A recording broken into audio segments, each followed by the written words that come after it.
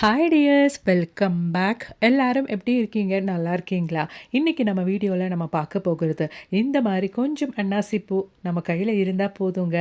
ஒன்றும் இல்லை, ஒரு 100 விஷயம் நம்ம செஞ்செடுக்க முடியும். இது சாதாரணமாக பிரியாணி எல்லாம் செய்யும்போது நம்ம பயன்படுத்துவோம். அது இல்லாமல் இதை வச்சு நிறைய விஷயம் நம்ம செஞ்சு எடுத்துடலாம். நம்ம வீட்டுக்கு சுற்றிலும் ரொம்பவே தொல்லையான எலி, பல்லி, கரப்பான், பெருச்சாழி, பாம்பு இதுங்களை எல்லாம் இல்லாமல் பண்ணுறதுக்கும் இந்த ஒரு தகவலை நம்ம பயன்படுத்திக்கலாம். அப்போ வாங்க, நமக்கு டைம் வேஸ்ட் பண்ணாமல் நேர வீடியோக்குள்ளே போயிடலாம். அதுக்காக வேண்டிட்டு நான் எங்கள் தேவைக்கான கொஞ்சம் தக்கோலம், அதாவது ஸ்டார் அனைஸ் இல்லைன்னா அன்னாசிப்பூ மிக்ஸி ஜாரில் போட்டிருக்கேன். அதை கொஞ்சம் கொரப்பாக நாம் அரைச்சி எடுத்துக்கலாங்க. இந்த மாதிரி இல்லை ஃபைன் பவுடராக கூட நீங்கள் அரைச்சி எடுத்துக்கலாம். நான் இந்த மாதிரி தான் எடுத்திருக்கேன்.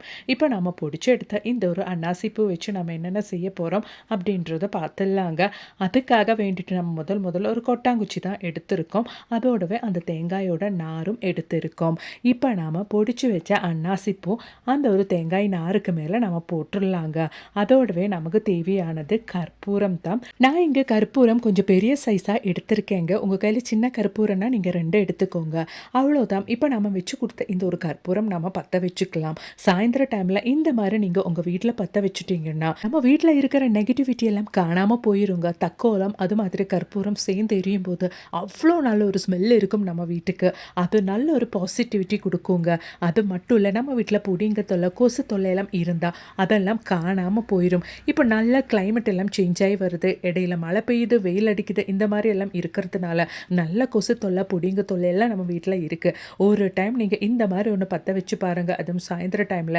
அதுக்கப்புறமேட்டு ஒரு கொசு பொடிங்க ஒன்று கூட உங்கள் வீட்டில் இருக்காது.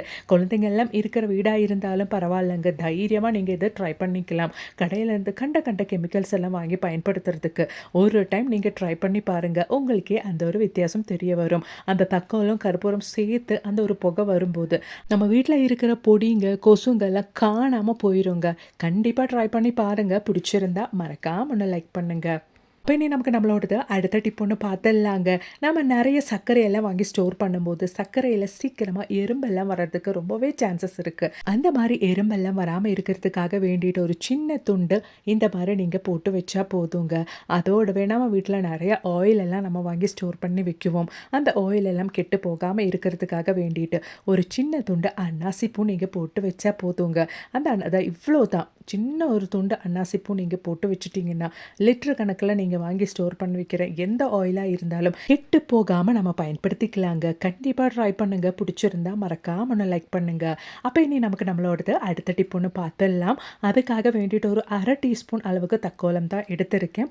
அதோடவே அலோவேரா ஜெல்லு தாங்க கொஞ்சம் ஊற்றுறேன். அதாவது நமக்கு அந்த தக்கோலத்தோட ஆயில் மாதிரி கிடைக்கணும். அதுக்காக வேண்டி தான் நான் இங்கே அலோவேரா ஜெல் சேர்த்துருக்கேன். உங்கள் கையில் அலோவேரா ஜெல்லுக்கு பதிலாக நீங்கள் நல்லா ஃப்ரெஷ்ஷான கோகனட் ஆயில் அப்படி இல்லைன்னா ஆலிவ் ஆயில் கூட பயன்படுத்திக்கலாம். இந்த மாதிரி நீங்கள் நைட்டே ஊற்றி வச்சுக்கோங்க.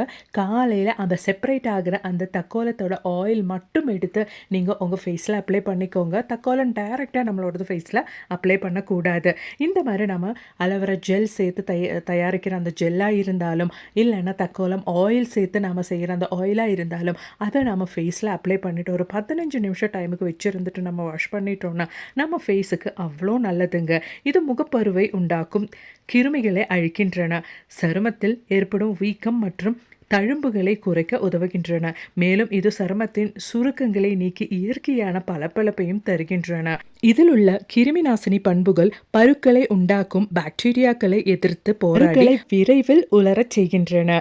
சருமத்தில் ஏற்படும் ஆக்சிஜனேற்ற அழுத்த குறைத்து இளநரை மற்றும் சுருக்கங்களை வராமல் பாதுகாக்கின்றன. உள்ள இறந்த செல்களை நீக்கி இரத்த ஓட்டத்தை மேம்படுத்தி முகம் பளிச்சென்று இருக்கவும் உதவுகின்றன. வாரத்தில் ஒரு 2-3 நாள் மட்டும் நீங்கள் படுக்கிறதுக்கு முன்னாடி ஒரு 10-15 நிமிஷம் இந்த தக்கோலம் ஊற வச்ச ஆயில் அப்படி இல்லைன்னா அலோவேரா ஜெல் உங்கள் ஃபேஸில் அப்ளை பண்ணால் மட்டும் போதுங்க. உங்களுக்கே அந்த ஒரு வித்தியாசம் தெரிய வரும். இப்போ நமக்கு நம்மளோடது அடுத்த டிப் ஒன்று பார்த்துடலாம். அதுக்காக வேண்டிட்டு ஒரு 1/4 டீஸ்பூன் அளவுக்கு அன்னாசிப்பூ நான் ஒரு பாத்திரத்தில் போட்டிருக்கேன்.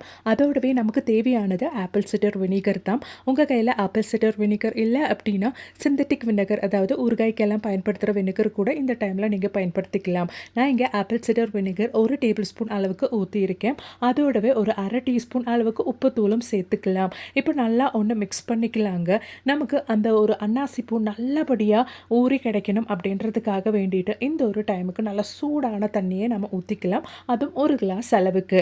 அதாவது நான் இங்கே யூஸ் அண்ட் த்ரோ பாத்திரம் தான் எடுத்திருக்கேன். அதில் ஒரு அரை பாத்திரம் அளவுக்கு நல்ல சூடான தண்ணி ஊற்றிக்கலாம். இப்போ நமக்கு சீக்கிரமாகவே அந்த ஒரு எசன்ஸு, அந்த அன்னாசி பூவோட எசன்ஸு தண்ணியில் இறங்கி கிடைக்கும். அதுக்காக வேண்டித்தான் சுடு தண்ணி ஊற்றினதுக்கு அப்புறமேட்டு நம்ம இதை பயன்படுத்த போகிறது கிடையாது.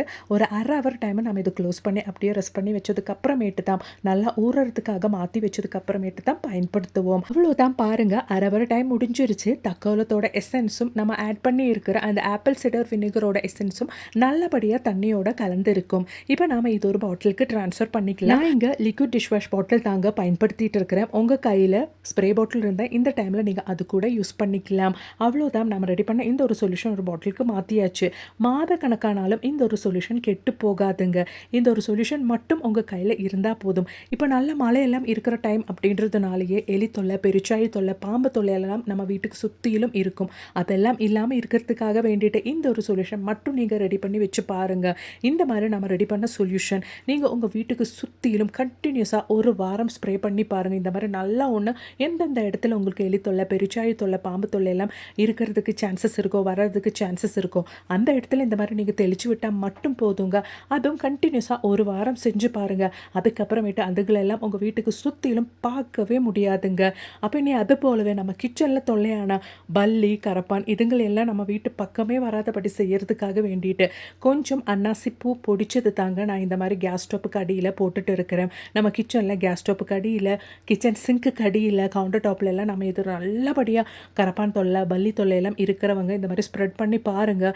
அடுத்த நாள் காலையில் உங்கள் வீட்டில் ஒரு கரப்பான் பல்லி கூட இல்லாமல் போயிருங்க. ட்ரை பண்ணி பாருங்கள். இப்போ இனி நமக்கு நம்மளோடது அடுத்த டிப் ஒன்று பார்த்துடலாங்க. அதுக்காக வேண்டிட்டு ஒரு பாத்திரத்தில் ஒரு கிளாஸ் அளவுக்கு, நல்ல பெரிய கிளாஸ் அளவுக்கு தண்ணி ஊற்றியாச்சு. இப்போ நாம் 2 அன்னாசிப்பூ எடுத்து தண்ணியில் போட்டுக்கலாம். நீங்கள் வேணால் இடித்து சேர்த்தா அன்னாசிப்பூ கூட சேர்த்துக்கலாம். நான் இங்கே முழுசாக தான் அன்னாசிப்பூ சேர்த்துருக்கேன். இப்போ லோ ஃப்ளேமில் போட்டு நல்லா அந்த அன்னாசிப்பூவோட எசன்ஸ் எல்லாம் தண்ணியில் இறங்குறபடி நல்லா ஒன்று வேக வச்சு எடுத்துக்கலாம். இந்த ஒரு அன்னாசிப்பூ செரிமானத்தை மேம்படுத்துவதிலும் நோய் எதிர்ப்பு சக்தியை அதிகரிப்பதிலும் மிக சிறந்த மூலிகையாகும். இதில் உள்ள ஆன்டி ஆக்சிடென்ட்டுகள் மற்றும் அழற்சி எதிர்ப்பு பண்புகள் சளி, இருமல் போன்றவற்றை குணப்படுத்தவும், வயிற்று உப்புசம் மற்றும் அஜீரண கோளாறுகளை தடுக்கவும் உதவுகின்றன. அவ்வளோதான், நல்லபடியாக இந்த மாதிரி ஒரு 10 நிமிஷம் டைமுக்கு லோ ஃப்ளேமில் போட்டு அன்னாசிப்பூ போட்ட தண்ணியை கொதிக்க வச்சு அதுக்கப்புறமேட்டு நம்ம வடிகட்டி குடிச்சிட்டு வந்துட்டோன்னா, அதுவும் வாரத்தில் 2 நாள் 3 நாள் மட்டும் நீங்கள் குடிச்சிட்டு வந்தால் போதுங்க. நீங்கள் அன்னாசிப்பூ போட்ட தண்ணி குடிக்கும்போது காலையில் வெறும் வயிற்றுலேயே குடிக்கணுன்ட்டு அவசியம் கிடையாது. நீங்கள் நைட்டு படுக்கும் போதும் குடிச்சிக்கலாங்க. ஆனால் குடிக்கும்போது அரை கிளாஸ் அளவுக்கு சுண்டை வச்சு காய வச்சு தண்ணி எடுத்து குடிக்கணும். கண்டிப்பாக ட்ரை பண்ணுங்கள். பிடிச்சிருந்தா மறக்காமல் ஒன்று லைக் பண்ணுங்கள். இப்போ இனி நமக்கு நம்மளோடது கடைசி டிப்பு பார்த்துடலாங்க. அதுக்காக வேண்டிட்டு ஒரு 1/4 டீஸ்பூன் அளவுக்கு அன்னாசிப்பூ ஒரு பவுலில் சேர்த்தாச்சு. அதோடவே நமக்கு தேவையானது விட்டமின் இ கேப்சூல் தாங்க. அது நான் ஒரு கேப்சூல் எடுத்திருக்கேன். அதை நம்ம கட் பண்ணி அதோட ஆயில் சேர்த்துக்கலாம்.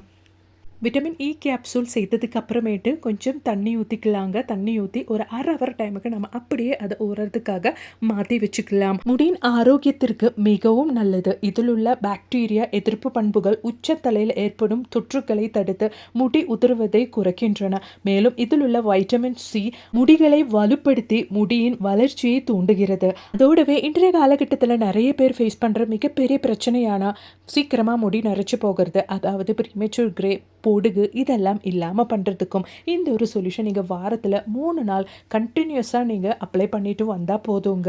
அவ்வளோதான் நம்மளோட சொல்யூஷன். நான் ஒரு ஸ்ப்ரே பாட்டிலுக்கு தாங்க மாத்திரம். இந்த மாதிரி ஒரு பாட்டில் உங்கள் கையில் இருந்தால் அது உங்களுக்கு தலையில் அப்ளை பண்ணுறதுக்கும் ரொம்பவே வசதியாக இருக்கும். வாரத்தில் 3 நாள் நீங்கள் குளிக்கிறதுக்கு முன்னாடி இந்த ஒரு சொல்யூஷன் நல்லா உங்கள் தலையில் அப்ளை பண்ணிவிட்டு நல்லா மசாஜ் பண்ணி ஒரு அரை ஹவர் டைமை நீங்கள் வச்சுருந்துட்டு வாஷ் பண்ணிக்கலாங்க. நீங்கள் சோப்பு, ஷாம்பு எதுவும் பயன்படுத்தணுன்ட்டு அவசியம் கிடையாது. ஜஸ்ட் வாஷ் பண்ணி அப்படியே நீங்கள் வச்சுக்கலாம்.